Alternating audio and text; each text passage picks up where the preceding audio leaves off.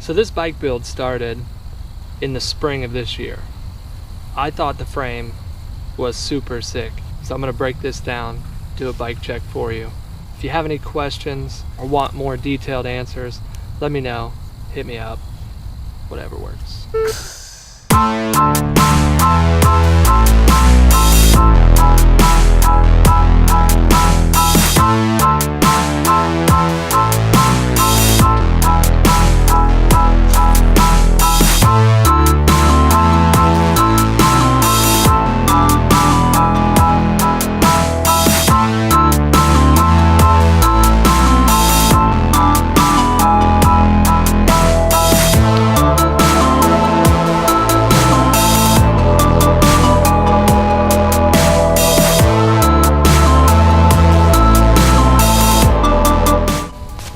So this bike, to go over it in full, we're gonna start with the frame, All City Space Horse disc, Chris King headset, Thompson stem, Thompson seat post, Brooks saddle, Salsa cow chipper, bars, they have the flared drops.